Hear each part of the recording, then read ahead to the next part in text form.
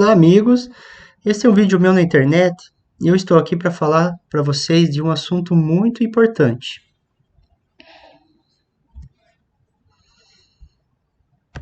Se trata de Introdução ao Ceticismo, desmistificando teorias da conspiração e charlatanismo.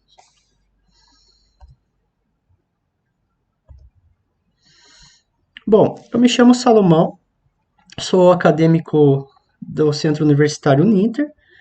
Meu curso é licenciatura em História. E essa proposta ela está dentro do estágio supervisionado no formato híbrido. O que seria estágio supervisionado no formato híbrido? É uma forma que, que a Uninter disponibilizou para nós acadêmicos de estarmos realizando o nosso estágio de uma forma virtual. Por quê? Como todos sabem, devido à pandemia, muitas instituições de ensino, instituições culturais foram fechadas. E assim acabou atrapalhando muitos acadêmicos de se formarem no ano passado. Eu, por exemplo, já era para estar formado se não fosse o problema dos estágios. E aí que as universidades tiveram a iniciativa de criar esse estágio supervisionado no formato híbrido, que proporciona aos acadêmicos efetuarem seus estágios à distância por plataformas digitais. Ou seja, YouTube, né, na qual aqui estamos nos comunicando hoje. YouTube hoje, gente, é mais que televisão, na minha opinião. Mais que TV aberta, por exemplo. A gente observa muitas empresas investindo em propagandas do YouTube, muitas empresas investindo em conteúdos no YouTube. A gente vê muito conhecimento sendo aplicado neste mundo virtual. E é muito legal isso, né, gente? Porque veja que é uma forma assim muito acessível para todo mundo alcançar algum nível de conhecimento. Então, foi muito legal essa iniciativa de a gente poder gravar um vídeo aqui, um vídeo que pudesse servir no tempo de estágio, né? Que pudesse ser no lugar de estar lá presencial, lá na sala de aula. A gente pode treinar as habilidades de dar aula, criando nossas aulas aqui, nesta plataforma. Então, é muito importante, é muito legal isso, né? Eu não tenho afinidade com esse tipo de tecnologia, nunca pensei que estaria um dia gravando um vídeo aqui, mas aqui estou, em busca da minha licenciatura, em busca de ser licenciado em História, para futuramente poder estar dando aula, mas em sala de aula, que é o que eu gostaria muito. Então, o que está sendo exigido a partir deste estágio supervisionado, ele se chama aqui curso de extensão. A exigência é que o aluno crie que o acadêmico crie um tema para ajudar a sociedade de alguma forma. Que o acadêmico crie um tema que venha atingir a sociedade com coisas boas, com conhecimento e que venha agregar realmente na sociedade que o acadêmico vive. Então, o objetivo disso é atingir grande público de pessoas, visando necessidade e importância deste tema, que é introdução ao ceticismo. ok? Então vamos lá. Conceitos de ceticismo. São muitos conceitos, é muita coisa que tem para falar, que dá para falar, que devemos falar. Porém, como eu não quero me estender muito nessas aulas, eu preciso fazer 6 aulas, e esta é a primeira aula e é mais uma aula introdutória, tá, gente? Então, eu nem posso me estender, nem gostaria de me estender. Gostaria que fosse até bem mais curto esses vídeos, mas a norma é que tenha uma carga horária grande na aplicação desses cursos. Ok, gente? Então, eu escolhi aqui apenas 3 conceitos de ceticismo que nós vamos comentar neste primeiro curso aqui, nesse curso introdutório. Que é significado da palavra ceticismo, filosofia do pensamento cético, importância do pensamento cético. Então, apenas 3 aqui conceitos que eu coloquei agora. Posteriormente, a gente vai trabalhar muito mais com conceitos, certo? Isso lá em outras aulas. Como disse, tem muita coisa para falar. Então, aqui vamos começar aqui com o significado da palavra. Eu pesquisei, eu fiz uma pesquisa rápida.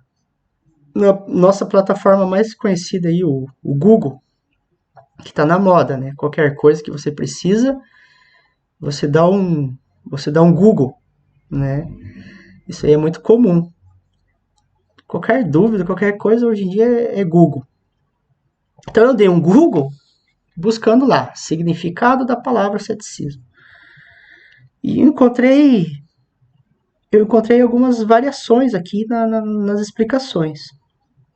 E eu quero explicar o que aconteceu. Então, como eu pesquisei lá, ceticismo, na primeira aqui na internet, vamos ver lá.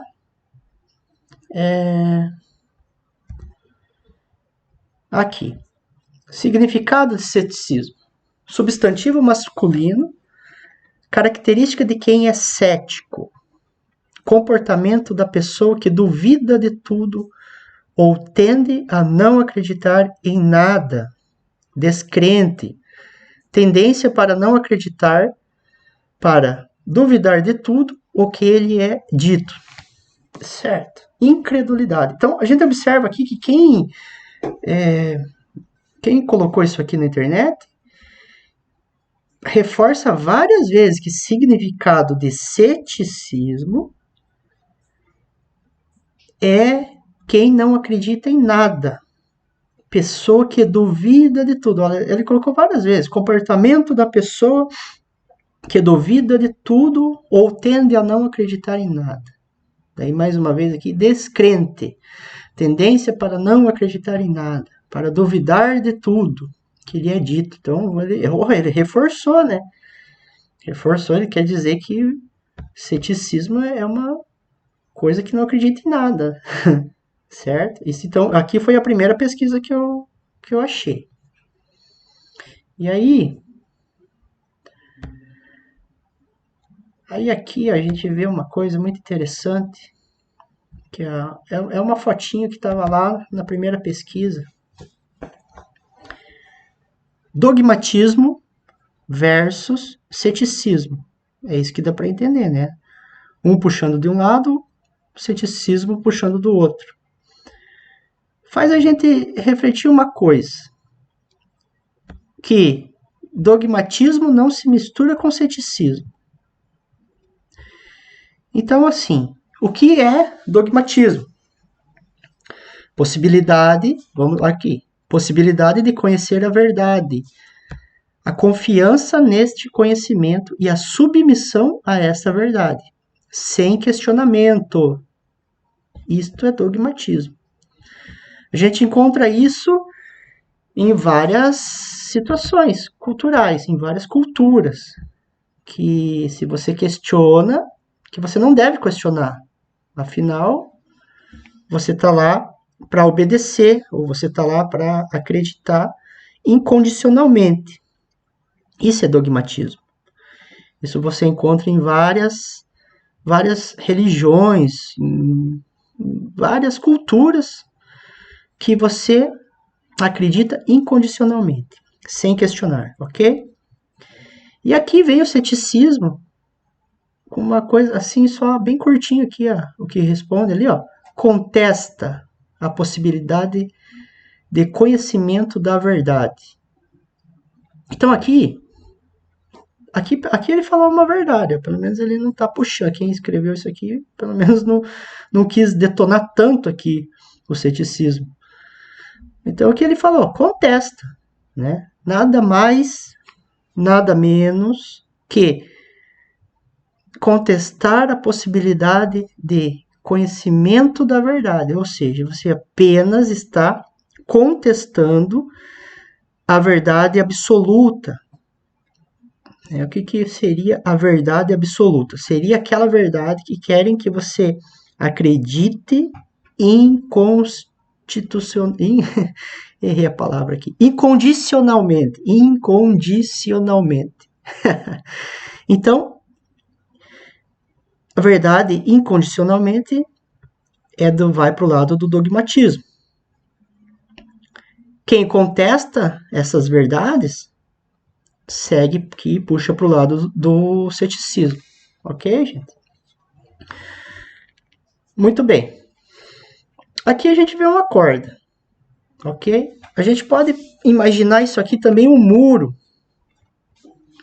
Que com certeza alguém já deve ter escutado aquela frase: não fica em cima do muro. Pessoas que ficam em cima do muro são pessoas que não têm opinião, são pessoas irrelevantes.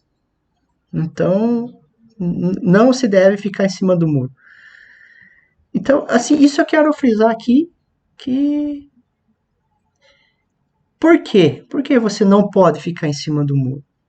Se você não sabe para cá, se você não sabe direito o que significa dogmatismo, e se você não sabe direito o que significa ceticismo, como que você vai escolher um lado? Certo? Aqui começa a técnica de pensamento, certo? Então, se você não tem certeza do que é isso, para que você vai aqui? Vamos imaginar que aqui no meio seja um muro e você está aqui no meio, bem aqui onde eu estou colocando a bolinha aqui. Você está aqui no meio.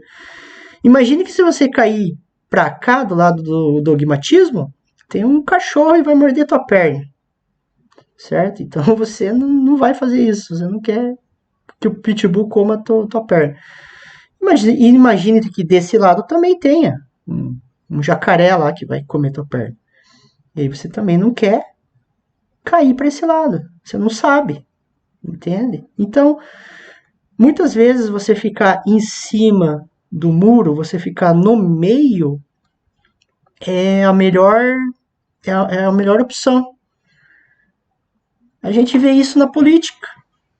A gente observa na política que hoje em dia no Brasil aqui tá dividido, né? É o que é Bolsonaro e Lula, né? Então assim, ou você é um ou você é outro. Se você é um, você é inimigo do outro. Se você é o outro, é inimigo de um, assim por diante. Isso é muito sério, gente. Por quê? Faz você entender que a gente não tem. Você não pode. E se você está em cima do muro, é porque você não tem opinião. Você não sabe de nada. Então, você não deve estar em cima do muro. Então, veja, gente. A gente encontra muito isso. A gente escuta muito isso. Questão da política lá. Direita, esquerda, capitalismo e comunismo, sabe? Olha, gente, o meu curso é de história, então eu tive uma disciplina só disso, de capitalismo, de socialismo, de comunismo, certo? Eu tive. E ó, eu eu não sou tão burro assim. Pelo menos eu não me sinto tão burro assim.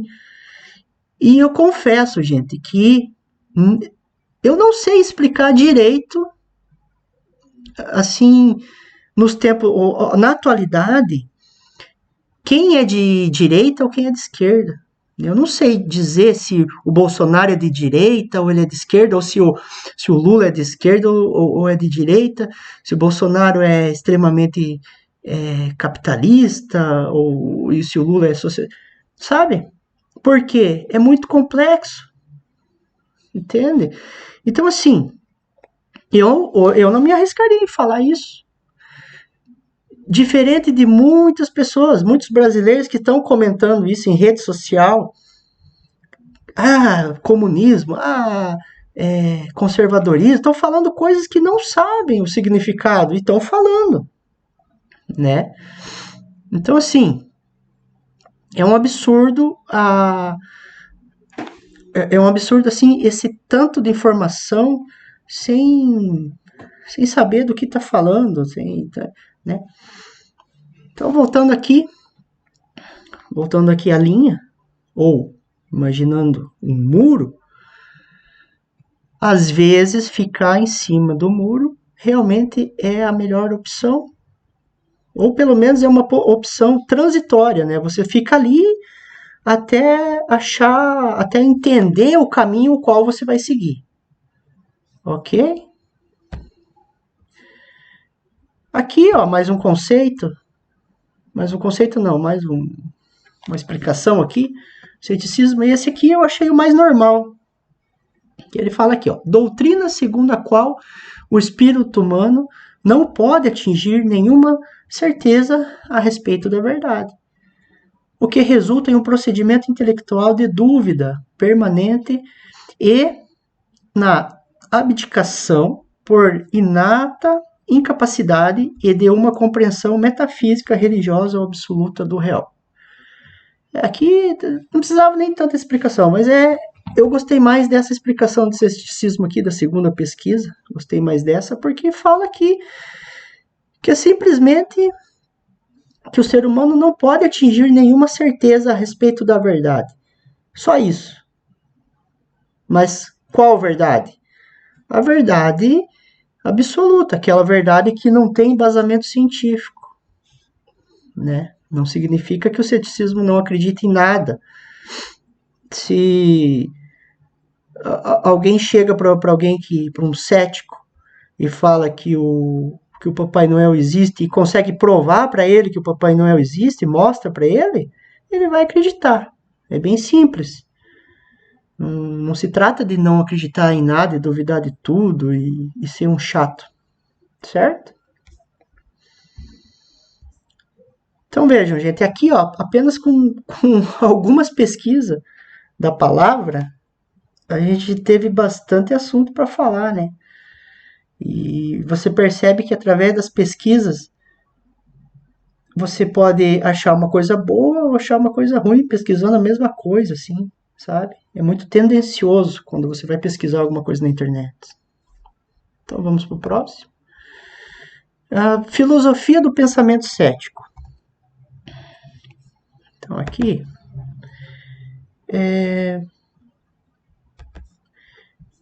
base do pensamento cético.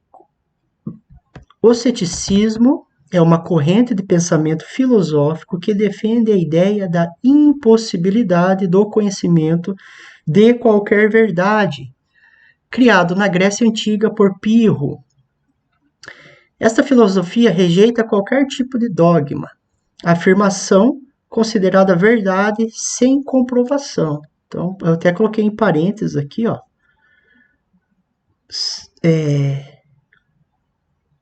Considera verdade sem comprovação. É isso, gente. Nada mais que isso. Não é que você ser cético, você quer duvidar de tudo porque você só quer ser chato, você só quer encher o saco. Não é isso. Você só quer alguma comprovação de alguma coisa. Por exemplo, se na física, né? Por isso que eu gosto de física.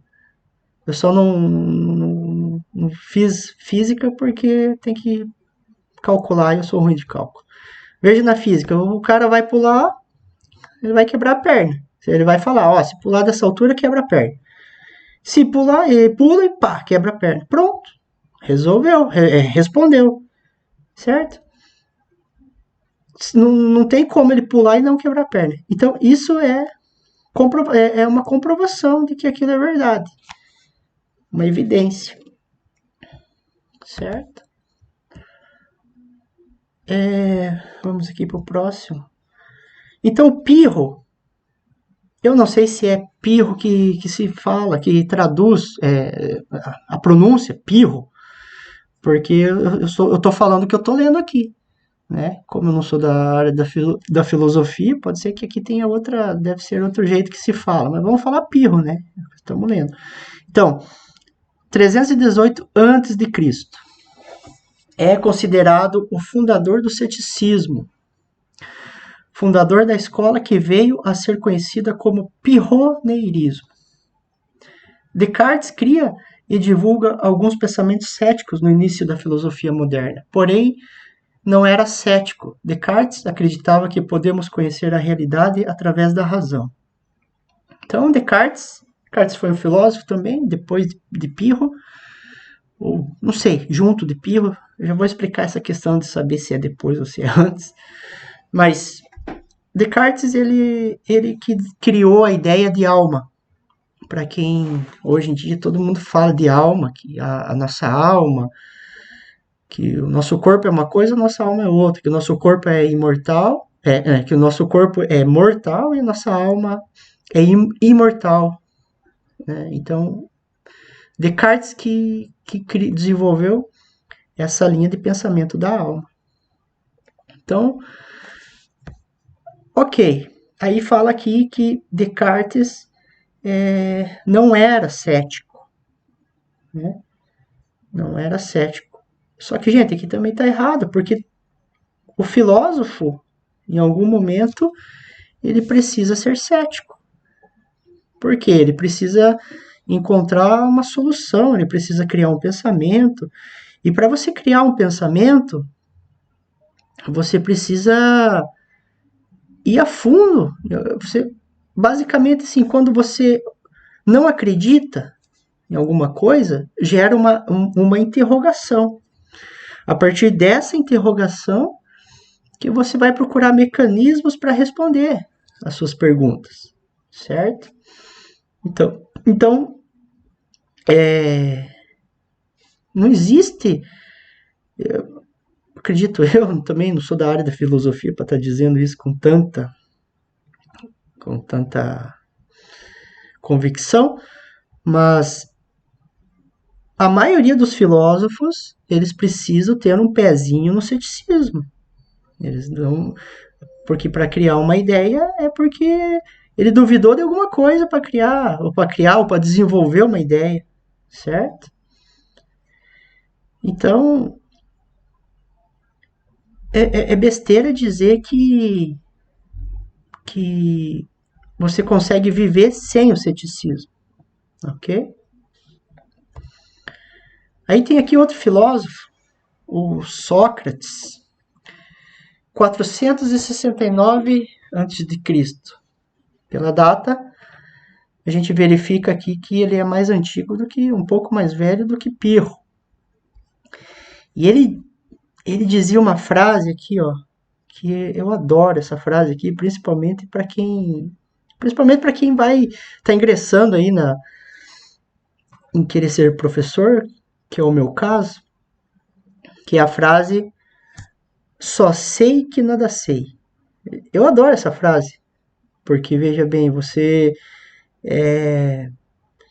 disputar hoje em dia, você disputar com o Google, disputar conhecimentos com o Google, disputar raciocínio lógico com o computador, é impossível, é causa perdida. Então, assim, quando algum aluno pergunta alguma coisa, ele vai estar lá com o celular, perguntando, professor, quem que falou tal coisa? Aí você responde, aí ele mostra o celular, Fala, ah, não, mas aqui no celular tá diferente, aqui não, né, você tá mentindo. Então, assim, qual que é a frase de maior coerência para você falar nesse momento? É aqui, ó. Só sei que nada sei, certo? Por quê? Veja bem, alguns consideram o paradoxo de Sócrates. Segundo o relato, Sócrates começou a atuar com filosofia quando, ao fazer uma visita ao oráculo de Delfos, disseram que ele não sabe de nada. O tornava o homem mais sábio do mundo, certo? Porque assim, você tem que ter a ousadia para você assumir que você não sabe, entende? Não é para qualquer um. Ainda mais para um professor. Ele tem que ter coragem para chegar pro aluno e dizer: olha, meu pupilo, eu não sei. Infelizmente, eu não sei. Porque qual que é a proposta de um professor? É apresentar os mecanismos para que o aluno possa saber. Não significa que ele deva saber tudo. Né? Muito bom quando ele sabe bastante coisa, porque aí torna um professor mais eficaz. Mas a importância é que ele leve o aluno ao conhecimento, que ele apresente o conhecimento ao aluno, que ele mostre como que o aluno chega em um determinado conhecimento. É isso que é saber lecionar. Então, em muitos momentos vai ser melhor dizer só sei que nada sei. Ok, gente? Aqui é uma linha do tempo, né? Que nem falei para vocês que para resolver essas questões aqui de ano, se você não sabe que ano que é um filósofo, que ano que é outro filósofo, você vai lá no Google e... Ué, não entrou? Entrou, agora entrou. Você vai lá no Google e vê lá, linha do tempo, digita lá, linha do tempo da filosofia, que você encontra uh, a pirâmide da filosofia, né? Então a pirâmide começa aqui com os primeiros filósofos, assim, e aí um filósofo vai influenciando o outro. Eles têm um diálogo entre eles, né? E assim por diante. É como se fosse igual quando a gente lê um livro. Então você, a partir do momento que você leu o livro de algum autor, você fez um diálogo com ele. Então você vai usar algumas ideias dele e passar para frente, assim sucessivamente. Então aqui eu achei interessante a gente ter sempre uma lista aqui dos filósofos aqui do ano de cada um, né? Quando que começa e quando que termina cada filósofo aqui, para a gente não ficar perdido nessas questões. Aqui.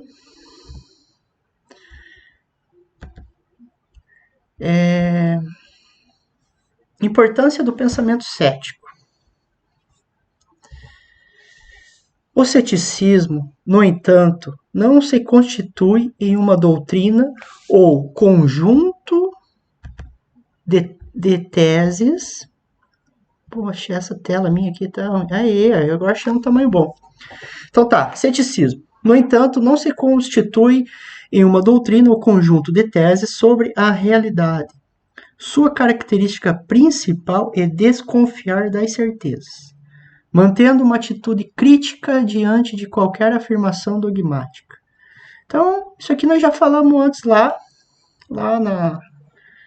na palavra, definição da palavra, nós já falamos sobre isso. Então, para ficar bem claro agora, que se trata de desconfiar das certezas. Eu deixei até destacado aqui, desconfiar das certezas.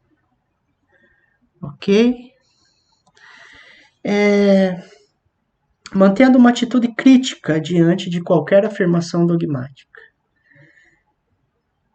Eu devia ter destacado aqui também a atitude crítica, porque não é atitude, não é aquela crítica que todo mundo faz nas redes sociais, de um determinado, de uma pessoa famosa, que critica outra pessoa famosa, e daí tem um monte de seguidor lá falando dele, né, esperando, e muita gente lá mandando aqueles joinha, né?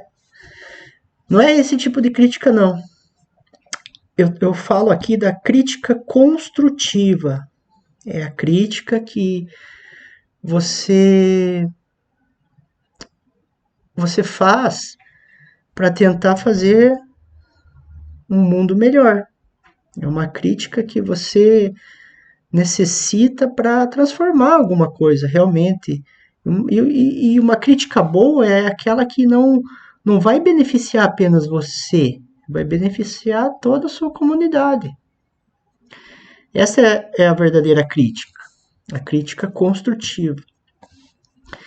Então, é muito importante que temos pensamento crítico, mantendo uma atitude crítica diante de qualquer afirmação dogmática, certo? Por que diante de qualquer afirmação dogmática? Porque o dogma, como eu já falei anteriormente, é a resposta para tudo. O dogma, por exemplo, o dogmático, se o dogmático falar para você que o mundo que o mundo surgiu há 4.000 anos atrás, você tem que acreditar e pronto. Você não vai questionar sobre isso. Então, se ele falou, tá falado, e é assim que vai ser. Então, é uma crítica perante a isso, certo? Uma crítica diante de qualquer afirmação dogmática. Qual pessoas gostam de ser dogmáticos? Eu costumo dizer que político gosta de ser dogmático. Alguns, vamos dizer, alguns líderes religiosos, eles gostam de ser dogmáticos, eles não gostam de ser questionados em momento algum. Quando você questiona-os, eles ficam nervosos, eles mudam de conversa, eles falam que não tem necessidade de estar falando disso, sabe? Tô falando dos corruptos, né? Só isso. Então, assim, mantendo uma atitude crítica diante de qualquer afirmação dogmática. Certo? Tá ficando claro, gente, o que é o ceticismo? Apenas desconfiar das certezas. Certo? Desconfiar das certezas. Depois eu vou, no decorrer desse curso, eu vou ensinando para vocês técnicas de desmistificar alguns problemas aí, desmistificar dogmas, ok? E vou apresentar também os problemas de ser muito crítico, que a gente sofre. Pessoas críticas também sofrem. Né? O cético sofre bastante. Ok? Aqui. É bom frisar que o pensamento crítico não tem intenção de transmitir uma visão pessimista do contexto, nem apresentar uma tendência a achar imperfeições e erros. É basicamente o que eu estava falando aqui nessa primeira aqui, ó. Que, por exemplo, você ser crítico não significa ser pessimista. Muita gente confunde isso, né? Você ser crítico, por exemplo, poxa, cara, daí você está lá, aí você está falando que se você fazer uma plantação, se você plantar soja numa determinada época do ano ali, porque você viu na previsão do tempo que vai gear. E aí cai aquela geada e mata tudo.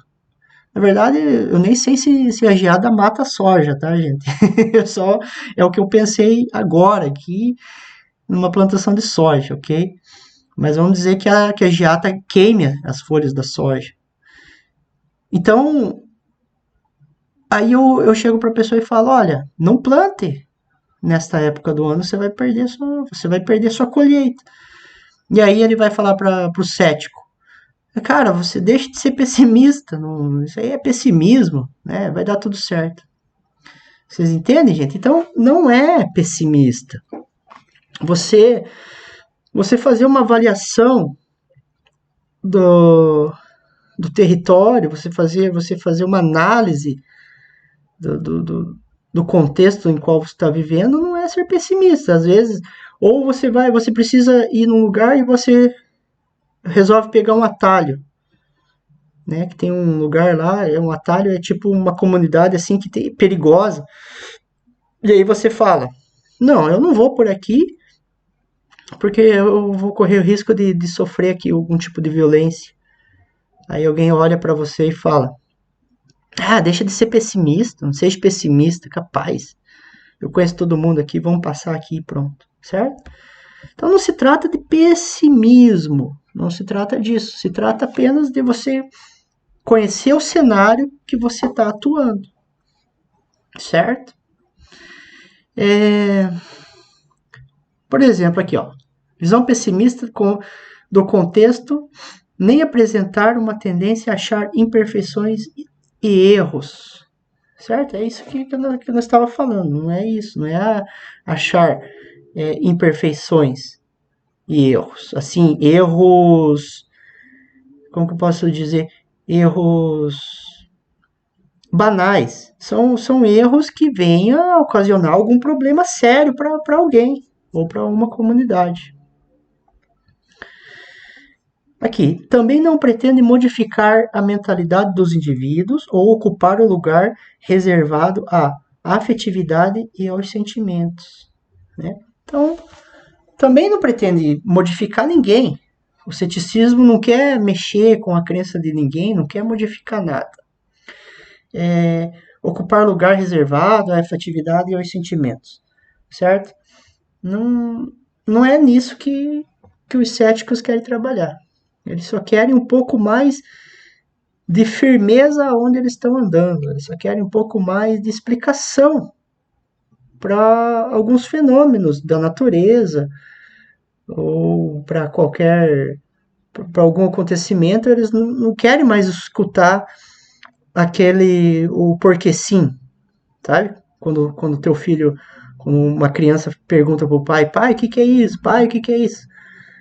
O pai já, ele tá tão cansado de responder, e aí ele fala assim, porque sim, pai, por quê? Porque sim, né? Então, simplesmente isso, você já não quer mais ouvir o porquê sim, todo momento, você quer uma explicação mais palpável. É importante, pensamento cético, né? A importância do pensamento cético, é importante para os estudos científicos e novas descobertas. Então, a ciência toda, a base da ciência, ela se prevalece do pensamento cético. Porque qualquer invenção, ela precisa do pensamento cético. Qualquer um medicamento, por exemplo. Quer ver? Uma, uma cloroquina, um medicamento lá que disseram que era para curar o, o Covid. Sem estudos, sem estudos científicos, né? Todo mundo disse, foi constatado lá que a cloroquina curava pessoas do Covid. A partir do ceticismo, o que foi? Foi duvidar de que aquele medicamento realmente fosse curar do Covid. E aí descobriram que ele era ineficaz, certo? Então, é muito importante para estudos científicos, porque assim, a ciência ela tem a função de trazer verdades. Nem sempre ela é capaz disso, de trazer verdades. Então, como que o ceticismo colabora nessa questão? Às vezes a ciência descobre algo que são teorias, são hipóteses. Aí, se não for questionado, se não tiver alguém para dizer, não, mas será que isso é verdade? Ah, será que isso funciona? Né? Essas ideias vão prevalecer por muito tempo. E não é importante, não é, vamos dizer assim, não é bom para o desenvolvimento humano quando uma ideia sem nexo, vamos dizer, uma ideia sem fundamento, prevaleça aí por muito tempo, certo? Quando nos tornamos mais céticos e críticos, adquirimos a capacidade de encarar a realidade com mais confiança. Portanto, não seremos enganados tão facilmente. Esse aqui eu gosto, gente. Esse aqui eu adoro. Portanto, não seremos enganados tão facilmente. Até destaquei aqui, ó. Então, por quê? Porque a realidade, o mundo, ele é feito para te enganar. Assim, tem muita gente que quer te enganar. Porque a enganação gera dinheiro, gera lucro. A enganação é mais fácil. Às vezes, por exemplo, um vendedor, ele precisa de dinheiro, então às vezes ele não tem acesso a um produto bom e ele precisa vender alguma coisa ruim porque ele precisa de dinheiro, então ele tem que dar um jeito de vender isso para alguém. Já viram o termo que tem vendedor que vende gelo vende gelo no Alasca? É mais ou menos isso aí, vender, vender gelo no lugar que está cheio de gelo. Não tem necessidade, mas ele precisa de dinheiro. Então, ele precisa dar um jeito nisso. Então, aqui, quando nos tornamos mais céticos e críticos, adquirimos a capacidade de encarar a realidade com mais confiança, certo? Porque aí não é tão fácil de enganarem vocês, enganarem a gente. Que aí você está questionando, né? Qual que é as perguntas, vamos dizer, qual que é o pilar do ceticismo? É a pergunta, é a interrogação. Ou sempre está perguntando por quê, para quem, né?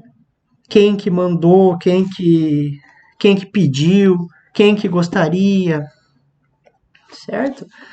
São as interrogações. Isso que dá embasamento aqui para o nosso pensamento cético. Interrogações, ok? Dúvidas, sempre dúvidas. Mas aí que tá, dúvidas construtivas. Não confundam com falta de confiança.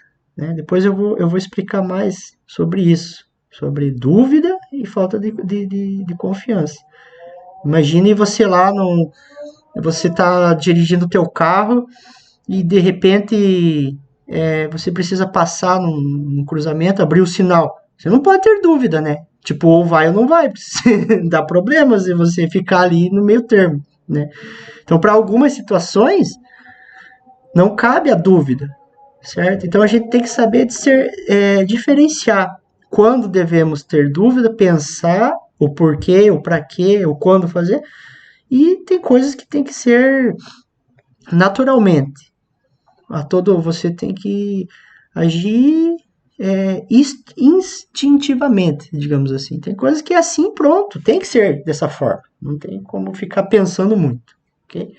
Porém, o pensamento cético nos torna mais, vamos dizer aqui, nos torna mais confiantes, né? Eu acredito nisso. Então, aqui, ó, alguns exemplos. A importância do pensamento cético. Vamos aqui para alguns exemplos aqui, que mais tarde eu vou falar sobre isso no outro vídeo, mas aqui é só uma introdução sobre a construção das pirâmides. Então veja, gente, temos muitos estudos arqueológicos evidenciando a construção das pirâmides. Evidenciam que a construção das pirâmides foi feita por escravos. Uma infinidade de testemunhos comprovando técnicas utilizadas. Então, assim, tá mais do que dito, eles têm evidência, tá certo isso, que quem construiu as pirâmides do Egito, foram os escravos. Não tem outra, assim, nas pesquisas sérias, não tem outra ideia. E eles sabem, eles têm testemunhas de como que foi feito, uma série de artefatos que comprovam como que aquilo foi construído pelos escravos na época e tal. Isso está mais do que certo hoje em dia. A arqueologia, aqui ó, estudos arqueológicos, a arqueologia já trabalha com isso aqui muito fácil, já sabe que foram os escravos, certo? Ponto. No entanto, tem gente que tem quem diga que foram os alienígenas. Meu, alienígenas. Assim. Então, assim, é um absurdo isso, certo? Mesmo com tanta comprovação, com estudos arqueológicos evidenciando a construção das pirâmides, que foi feita por escravos, ainda tem gente que diz que foram os alienígenas. Só que assim, a princípio, nem para mim, né, isso aqui é muito bizarro. Mas é muito comum de pensar nisso, sabe? Certo, gente? E depois eu vou explicar o porquê que é muito comum das pessoas pensarem aqui, ó, dessa forma, que foram os alienígenas, né? Então aqui segue um slide, segue uma foto. Veja lá. Veja lá. Esse trabalho, veja aqui os escravos, né? Construindo aqui as pirâmides puxando pedra e fazendo aqui a partir dessa ferramenta aqui, esse mecanismo aqui que era para puxar as pedras e tal, movido por madeira. Eles tinham tudo uma técnica e é comprovado essas técnicas, certo, gente? Aí aqui, né, um dos escravos fala, né, esse trabalho é a morte, ninguém merece. Aí o outro aqui fala, sim, mas daqui uns 2 ou 3 mil anos, a humanidade reconhecerá o nosso esforço. Né? Aí, em pleno século XXI, o que acontece aqui? Uma mulher com uma câmera aqui, olhando as pirâmides. Com certeza foram os alienígenas. Ah, tá. Né? Então, aqui... Isso aqui é uma doideira. Eu recebi esse vídeo aqui no Whats. Eu gostei, eu adorei compartilhar isso aqui com vocês, porque, olha, chega a ser engraçado. Muito bem. Voltando aqui à importância do pensamento cético, temos uma infinidade de estudos que comprovam o formato esférico do planeta Terra. Toda aviação mundial trabalha com base nos fusos horários, circunferências e a anatomia do planeta. O que ele está querendo dizer aqui? Que a Terra é uma esfera, né? A Terra é uma esfera. E isso aqui está mais que comprovado. Por quê? Temos aviões que trafegam no céu e dependem dessa anatomia do planeta. Dependem dos fusos horários a partir da circunferência anatômica do planeta, certo? E, no entanto, em pleno século XXI, temos quem acredita que a Terra é plana, gente. É isso aí, tem gente que ainda acha que a Terra é plana. Até a pessoa imagina que a Terra é como se fosse uma pizza. E as pessoas estão tudo em cima da pizza e tal, certo? Tipo assim, ó, certo? Isso aqui é uma ilustração dos chamados terraplanistas. Veja aqui, ó, que eles veem, eles imaginam aqui, então, é, a, os polos, Polo Sul, Polo Norte aqui, congelados, que impedem que a água escorra para o espaço. Por isso que. Então eles acreditam que se você vir navegando, por exemplo, aqui, cadê o Brasil? Aqui está o Brasil, ó. Certo? Aqui está o Brasil. Então eles acreditam, os terraplanistas acreditam que se você sair daqui. Ué, cadê meu negócio? Ah, eles acreditam que se você sair navegando daqui, ó, e atravessar as geleiras, você cai direto no espaço. Esse daqui é o pensamento deles, ok? E um detalhe, eles têm embasamento científico que comprova essas coisas. Eles têm balões meteorológicos que eles tiram não sei da onde, que comprova que a Terra realmente é nesse formato aqui. E eles fazem todo um trabalho de pesquisa, eles têm artigos comprovando isso aqui. É um absurdo. Eu, por exemplo, teve um tempo que eu quase acreditei que a Terra era assim. Antes de eu conhecer técnicas de ceticismo, eu achava, eu até fiquei pensando, poxa, mas será que é verdade que a Terra é desse jeito aqui mesmo? Será que é assim? Né? E depois, no outro curso lá, eu vou explicar o porquê que tem muita gente pensando assim ainda e por que é tão comum de pensar assim, ok?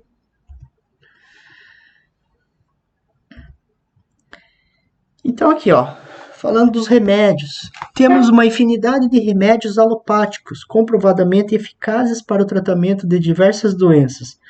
Medicamentos alopáticos são seguros porque passam por uma série de testes criteriosos antes de chegar ao consumidor. Então, o medicamento alopático é aquele medicamento comprado na farmácia, com bula, com prescrição médica, certo? Que efeitos colaterais e tudo mais. Esses são os remédios alopáticos. Então, hoje nós temos assim um acesso muito grande a esse tipo de medicamento. E é a forma mais segura para nós, porque eles passam por uma série de testes criteriosos antes de chegar ao consumidor, certo? Então, se você precisa, qual que é o comum? É o certo se fazer. Você tem uma dor, tem uma dor de cabeça, daí você vai no médico e pede um dipirona, né? E aí o médico te prescreve um dipirona para você comprar lá na farmácia, né? Então, esse é o certo a fazer, né? Mas muita gente vai direto na farmácia comprar o dipirona. Muito bem. Mas o procedimento básico é esse. No entanto, muitos adeptos aos fitoterápicos. Então, o que significa aqui, ó, fitoterápicos? Veja, gente, isso aqui não é uma crítica a quem gosta de fitoterápicos, porque eu mesmo eu uso fitoterápicos, certo? Então, só vou explicar o que são. São medicamentos a partir de substâncias naturais. Por exemplo, o maracujá ele tem uma substância que acalma, uma substância calmante. Então, o fitoterápico vai extrair essa substância do maracujá no intuito de fazer um remédio calmante. O limão, laranja, manga, abacaxi, mamão tem vitamina C. Aí eles vão extrair a vitamina C desses frutos e vão transferir para um medicamento natural, fitoterápico, certo? Então essa é a diferença do fitoterápico para o alopático. Observação. Os medicamentos fitoterápicos podem ser mais eficazes que medicamentos alopáticos. Sim, pode sim. Eu conversei com um farmacêutico e ele realmente confirmou isso. Mas o problema é que muitos não são submetidos por testes científicos antes de chegarem ao consumidor. Então isso é muito perigoso. Veja, a gente tem uma flora muito abundante de folhas, de frutos, de material aí para fazer remédios fitoterápicos, certo? Correto? Isso todo mundo sabe. Mas não tem investimento nessa área aqui. Deveríamos ter muito investimento aqui, ó, nesse tipo de medicamento aqui. Mas não temos. São pouquíssimos os remédios alopáticos que você encontra em farmácia com resultados comprovadamente, com eficácia comprovado, sabe? Que passam ali lá pelos testes criteriosos antes de chegar ao consumidor, ok? Então, gente, só voltando aqui, eu não vou fazer uma crítica ao fitoterápico dizendo que isso aqui não funciona e não é uma bobagem. Eu só quero reforçar que precisa ter um estudo mais criterioso em cima disso. Apenas isso. Precisa ter mais comprovação científica, precisa ter bula, precisa ter efeitos colaterais, porque não é. Muita gente acha que coisa natural não faz mal porque é natural. E isso é uma grande mentira, certo? É até perigoso. Tem muita coisa natural que faz tanto mal quanto que esses outros medicamentos aqui, certo? Por exemplo, hortelã. Eu fiquei sabendo esses dias que se você consumir muito chá de hortelã, em um determinado, por exemplo, depois do almoço, você acaba perdendo todas as vitaminas da carne que você consumiu. Por exemplo, você acaba perdendo ferro, outras coisas, se você consumir muito chá de hortelã. Então, assim, tem que ter coerência ao utilizar esses fitoterápicos, ok? E aqui nós chegamos aqui nas famosas garrafadas, né? Quem que nunca tomou uma garrafada aí para algum problema de saúde? Eu mesmo tenho asma, tenho renite, um monte de ite aí, de inflamação. Então já utilizei dessas garrafadas aqui. Porém, sorte minha que não fez mal. Nenhuma, pelo menos assim, aparentemente, nenhuma fez mal. Mas pode fazer, gente. Algumas substâncias, elas podem ser tóxicas ao teu organismo. Quando você toma uma garrafada dessa aqui e não resolve o seu problema, e aí você vai lá e recorre ao remédio alopático, beleza. O problema é quando você toma um negócio desse, além de não resolver o teu problema, pode te fazer mal, te dar uma intoxicação. Ou a longo prazo, tem umas aí que as pessoas tomam a longo prazo, vai dar algum problema no teu fígado, algum problema no teu rim. Então a gente é preciso tem algumas substâncias aqui que são abortivas, a pessoa toma, ela nem sabe. Tem substâncias que aceleram os batimentos cardíacos, às vezes a pessoa acaba tendo um infarto aí, não sabe nem da onde, por que teve o infarto, e foi decorrente de algumas substâncias alopáticas. Ok? Então, eu só estou falando, não sou contra, como eu falei, não sou contra, mas é preciso ter cautela. É aí que o ceticismo entra nessa questão. Vamos lá. Medicina e psicologia. Evoluíram de forma retilínea, proporcionando o bem-estar humano utilizando técnicas seguras e confiáveis. Então, eu mencionei aqui a medicina porque ela realmente foi uma ciência que evoluiu sem retroceder. Ela evoluiu aqui, ó, coloquei aqui, de forma retilínea, reta, veio cada vez melhor. Claro que não resolve muita coisa ainda, né? Temos muito problema que os médicos ainda não conseguem resolver, mas eles não desistem, estão sempre efetuando pesquisas para proporcionar um bem-estar humano, proporcionar mais bem-estar humano, certo? E hoje temos técnicas seguras e confiáveis. Medicina e a psicologia. Por que eu coloquei só a medicina e a psicologia? Porque medicina é para problemas fisiológicos, né? Problemas físicos. Psicologia é problemas mentais, certo? Problemas assim de... Na verdade, psicologia não é problema mental. Transtorno, alguns transtornos psicológicos, certo? Problema... daí tem a psiquiatria que daí entra na parte da medicina lá, certo? Para alguns problemas mentais. Por que eu falei isso aqui, ó? Medicina e psicologia que são confiáveis. Porque é isso, gente. O comum de você, quando você passa mal, quando você tem algum problema, é ir no médico e pronto. Não inventa muita coisa, certo? Pode dar problema. Então, ó, no entanto, muitos adeptos ao xamanismo. Mais uma vez aqui, ó, xamanismo, não sou contra isso aqui. Isso aqui são técnicas indígenas. Muitos índios eles não tinham acesso à medicina e usavam isso aqui para curar os seus entes queridos que estavam passando por enfermidades. Mas nós não precisamos disso. Hoje a gente tem a medicina, a gente tem os remédios alopáticos ali que fazem esse papel muito bem, ok? E tem um perigo nisso, porque às vezes você tem um problema que você indo no médico, você consegue tratar ele de forma precoce e acaba resolvendo. Agora, se você não vai e às vezes você procura apenas esse tipo de tratamento aqui, você acaba mascarando às vezes algum problema que você tenha e pode dar ruim, né? Aqui a foto como se fosse uma fumaça aqui para curar e tal, né? Ok?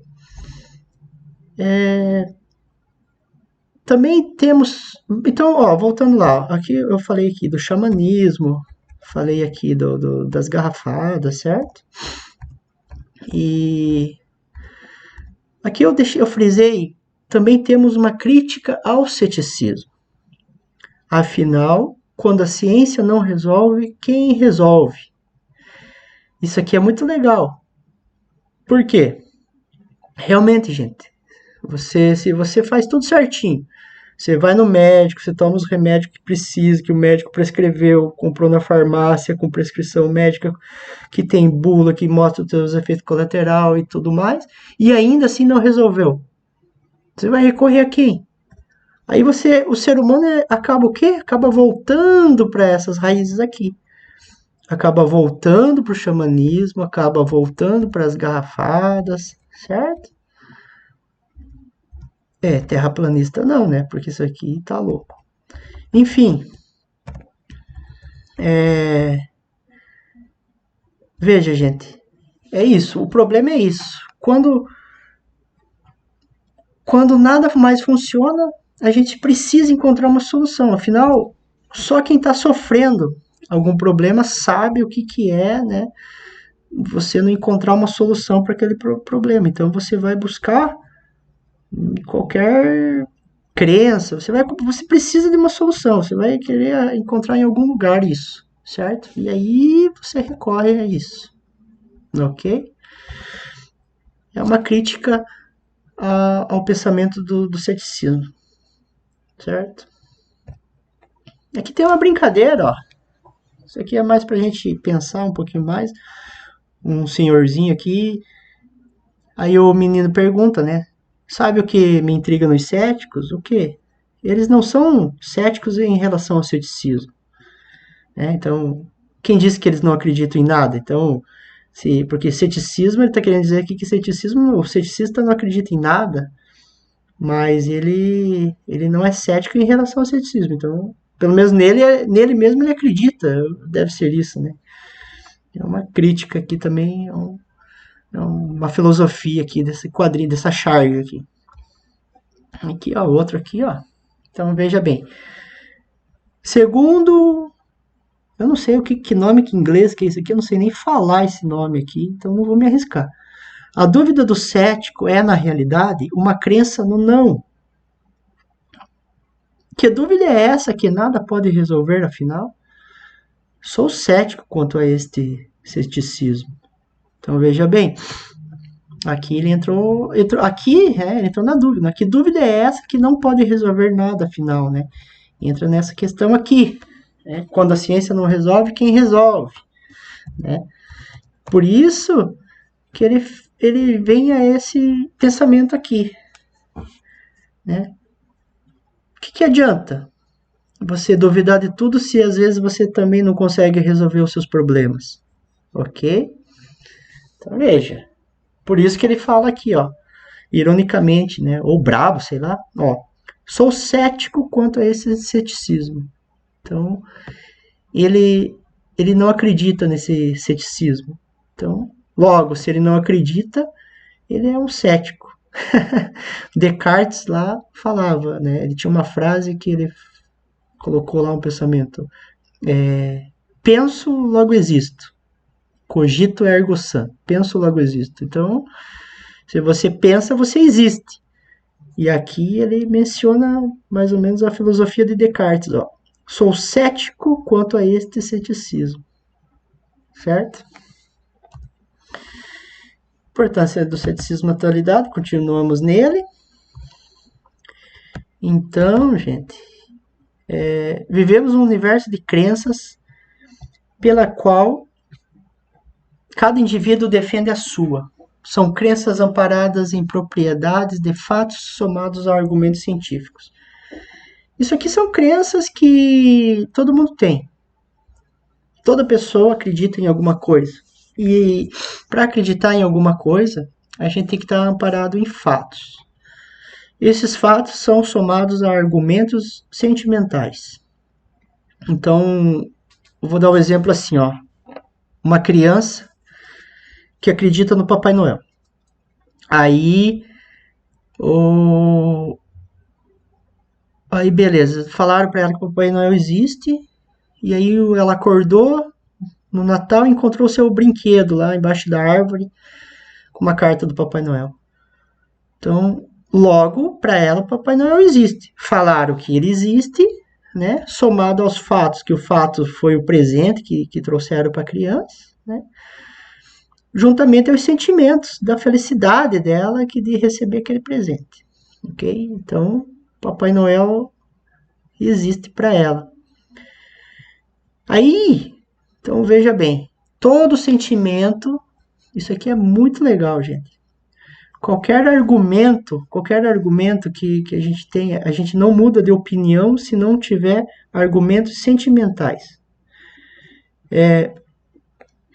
Quer ver? Se você tem um político de estimação, você gosta imagine um político aí que você gosta dele bastante, e tá todo mundo falando para você que ele é corrupto. Não adianta, as pessoas estão apresentando fatos aqui de que ele é corrupto. Você não vai mudar de opinião. Por quê? Porque você só muda de opinião a partir de argumentos sentimentais. Você só vai mudar de político, você só vai deixar de escolher o teu político de estimação a partir do momento que ele cortar o teu 13º, que ele cortar o teu, teu vale alimentação, cortar a tua aposentadoria, aí ele tá mexendo aqui, ó, nos seus sentimentos. Então, aí os fatos são somados aos argumentos sentimentais, e aí você muda de opinião. Certo? Então, voltando lá no Papai Noel, então daí a criança ela acreditou no Papai Noel porque os fatos dela foi presente. Fatos. Presente que ela ganhou. Aí, ela vai ficando maiorzinha e tal, ela fica mais esperta, o que acontece? Ela fica escondida um pouco antes do Natal, e ela vê o pai dela trazendo o presente para ela, colocando o presente dela na árvore de Natal, né? Logo, o que acontece? Ela descobre que o Papai Noel nunca trouxe presente para ela, foi os pais. E aí, os fatos são somados aos argumentos sentimentais. Por quê? Ela se decepcionou, de uma certa forma, poxa, mas então nunca foi Papai Noel, foi o meu pai. E aí, somou aos argumentos sentimentais e fez ela mudar de opinião. Qual foi a mudança de opinião? De que Papai Noel não existe. certo? Então, antes existia, agora não existe mais, devido a argumentos sentimentais. Fatos somados a argumentos sentimentais, ok? Isso aqui é muito legal da gente trabalhar. A gente vai trabalhar muito no ceticismo depois, nas outras aulas, ok? Aí, falando aqui de algumas crenças que podem ser prejudiciais à saúde, certo? Então, como eu havia falado anteriormente aqui, que todo mundo tem uma crença, realmente, todo mundo acredita em alguma coisa, mas algumas podem ser prejudiciais à saúde, certo? Temos que tomar cuidado com essas crenças também. O ceticismo faz a gente avaliar quais podem ser prejudiciais à saúde. Depois outras aulas eu vou citar quais, né? Aqui é só uma introdução. Aqui, ó. O charlatanismo faz mal ao bolso e pode fazer mal à saúde. Certo? Então, se faz mal ao bolso e pode fazer mal à saúde, nada melhor que o ceticismo para desmascarar esse charlatanismo, ok? E para que a gente possa manter a nossa saúde intacta. Depois vou falar muito sobre charlatanismo.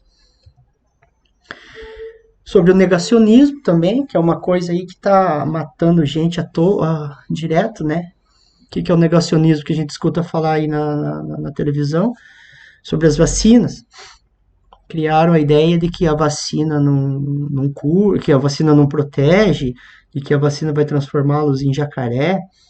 E aqui, ó, a gente vê aqui, tem aqui o significado, ó. É a escolha de negar a realidade como forma de escapar de uma verdade desconfortável, ou seja, é uma mentira para tentar esconder uma verdade, veja bem, né? Que é diferente de ceticismo, é diferente de você não acreditar. Ó, o negacionismo mata, ok? E negacionismo não é sinônimo de ceticismo, né? Torna a falar aqui que negacionismo, apesar de a gente estar falando aqui negacionismo, está negando algo, né? Mas no negacionismo ele nega a verdade, certo? A gente tem que deixar frisado isso. Negacionismo é negar a verdade, é negar fatos. Negacionismo é negar que se você tomar uma vacina, mesmo assim você vai morrer porque tomou a vacina e não adiantou nada. Esse negacionismo é ir contra a ciência, né?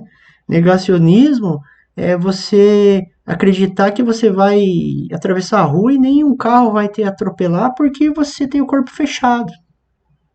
Ok? Isso é negacionismo. Isso mata. Então, diferente de ceticismo, que é você questionar. Ok? No ceticismo você questiona, no negacionismo você nega. É muito diferente uma coisa da outra. Depois a gente vai reforçar isso. E aqui, o medo da vacina, né? Um slide. Deixa eu tirar aqui da agulha, porque eu gosto de ver a agulha, ó. Eu tenho medo de vacina por causa da agulha, só por isso. Mas é muito importante. Então aqui, ó. Medo da vacina. A história explica o medo da vacina em pleno século XXI. Na verdade, é difícil você responder medo de vacina em pleno século XXI, né? Porque a história, ela diz que no começo, quando desenvolveram a vacina, a população não aceitava que introduzisse no corpo delas um vírus inativo, aqui, ó, introduzisse aqui no corpo dela, um vírus inativo. Então, isso foi um motivo de repercussão no período em que a vacina foi desenvolvida. Ninguém conhecia a vacina, a medicina ainda estava avançando. Então é óbvio que tinha um medo de vacina, né? A partir do momento que o povo descobriu que era o próprio vírus entrando em você, entrando no corpo, é claro que muita gente não aceitou e muita gente negou a vacina, né? Juntamente aí com propostas governamentais, aí, com estratégia de governo e tal, sabe? Mais ou menos o que a gente tem hoje. Só que hoje não justifica, né? Medo de vacina hoje, eu não sei nem o que falar, né? Mas, infelizmente, é o que a gente tem aí. né? Culpa do quê? Desse aqui, ó. Negacionismo.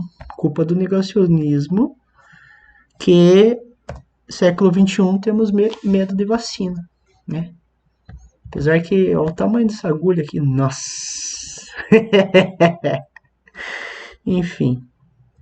Ó, então, contextualizando isso que nós falamos hoje, a gente falou sobre aqui, ó, significado da palavra, filosofia do pensamento cético, importância do pensamento cético.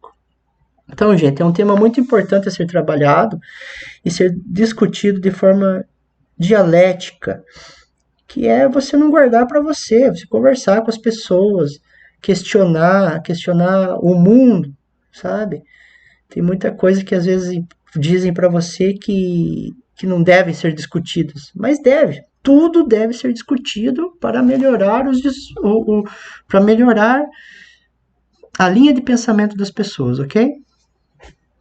Então, eu agradeço a todos aqui a disponibilidade e a atenção. Agradeço a paciência aqui de todos. E até a próxima.